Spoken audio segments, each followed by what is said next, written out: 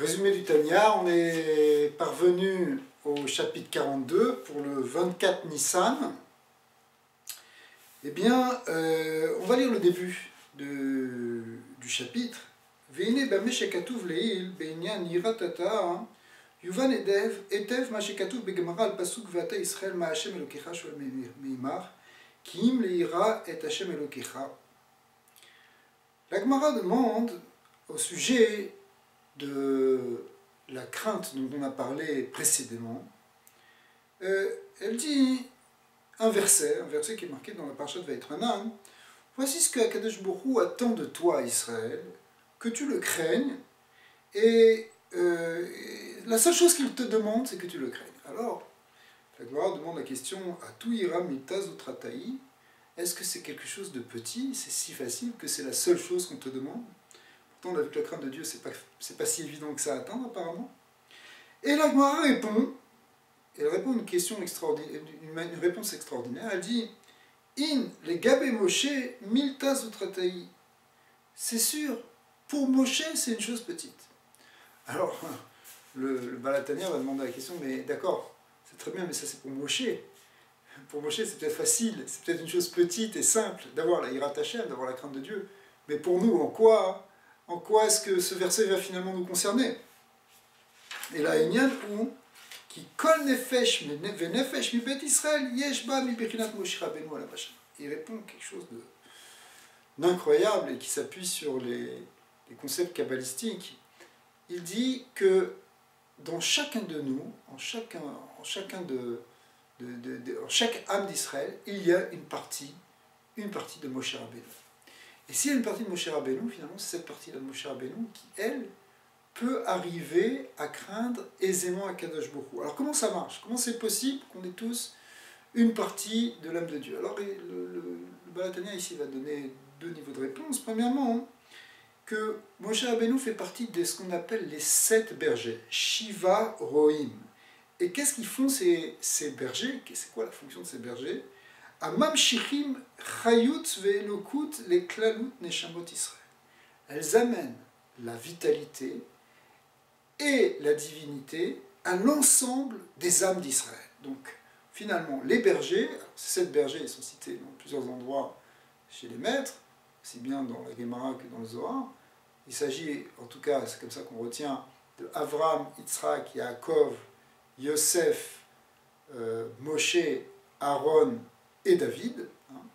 Eh bien, ces 7 bergers, ils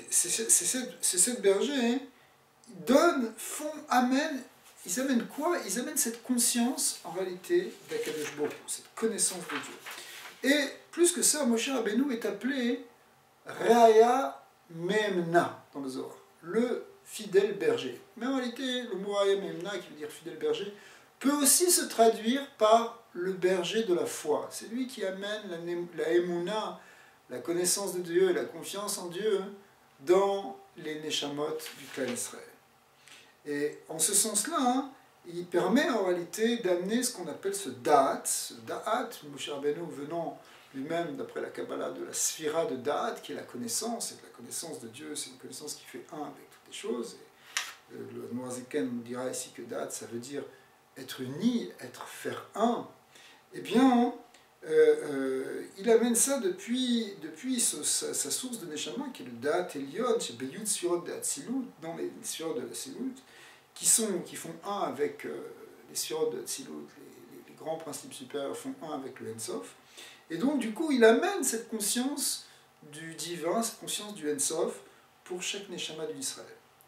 Et plus que ça, il vient et il nous dit que dans chaque génération, ça s'appuie sur le Zohar, Ve'od zot yoter alken bechol dor vador, dans chaque génération, yordi netzutzin minishmat Moshe Rabbeinu alav hashalom.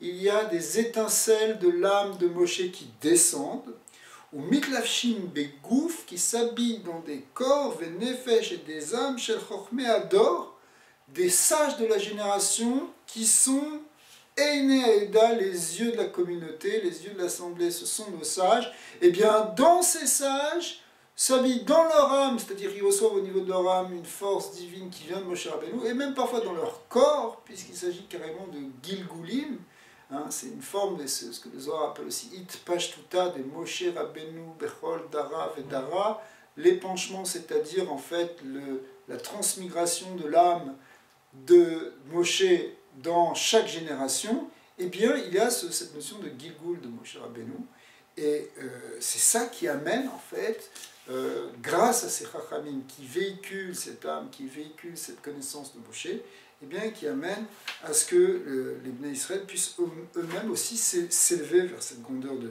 Dieu, Lamed da'at et ta'am veleda gadlut Hashem, pour connaître la grandeur de Dieu, ou les avdo belef shalem, et pour le servir avec un cœur parfait, venefesh qui avodash et balesh il et fi adat. Pourquoi? Parce que le service du cœur, la manière dont on va servir par le cœur, c'est-à-dire essentiellement on l'a vu par la prière, eh bien ça dépend du da'at, c'est-à-dire que plus il y aura un da'at, plus il y aura une connaissance divine, plus ce service sera fort, sera grand, sera profond. Cette prière sera intense. C'est pour ça que les tzadikim qui ont une connaissance profonde, ils prient avec d'autant plus de profondeur. Ou les Hatid, ou Omer, Velo Yilamdu, Ish et Rehu. Et sur le futur, il y a des prophéties qui ont été données par Isaïe qui disent carrément que les hommes ne s'interpelleront plus et ne s'apprendront plus l'un l'autre en disant Déhu et Hachem, connaissez Dieu, qui Kulam Yedehu Oti, parce que tous connaîtront Dieu. Et Gomar, pourquoi ils connaîtront? Parce qu'on aura atteint un niveau de connaissance profonde, puisque la connaissance est quelque chose qui est intérieur. Et effectivement, le Malatani a fini ce passage en disant Ikaradat ena yedia levada sheyeda gdulat Hashem mipisofrim ou mipisfarim. Il ne s'agit pas simplement d'une connaissance qui serait une forme de connaissance superficielle, qui serait une connaissance apprise dans des livres ou apprise chez des maîtres. Il s'agit d'une connaissance ici beaucoup plus profonde, une connaissance intérieure qui vient de l'approfondissement que chacun va faire sur le sujet. Ouais. Et là, où les amikdato begadlut Hachem, c'est de approfondir réellement notre esprit dans la grandeur de Dieu, l'itkoa marshavato, et de plonger notre pensée, Bachem sur Dieu, Bechosek veometz alev, avec toute la force du cœur, vers moire et du cerveau, c'est-à-dire aussi bien à un niveau sentimental qu'à un niveau intellectuel. C'est ça en réalité qui fait toute la méditation et toute la prière qu'on va faire. Hachete, marshavato, mekusheret, bachem, jusqu'à ce que notre pensée sera attachée à Dieu. Bekesher, amitz, avec un lien très puissant vers Chosek, Kemo, Shei, Mekusheret, Bedavar, Gashmi, comme l'esprit ou la pensée peut être attachée à des choses physiques quand on commence à réfléchir à des sujets matériels.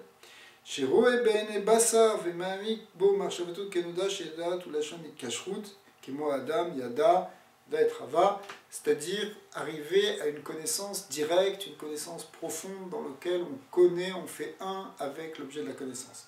Alors ça c'est possible, c'est finalement à ça, c'est ça qui va permettre après d'arriver à cette crainte facilement, et ça, on peut le faire grâce à cet attachement à Moshe Rabbeinu, cet attachement qu'on a de manière naturelle, puisque en chaque âme d'Israël, il y a un aspect de l'âme de Moshe, plus que ça, le côté berger de Moshe vient et nous nourrit, et ce côté du berger de Moshe Rabbeinu, il est véhiculé et il est propagé et continué par des grands chachamim de la génération.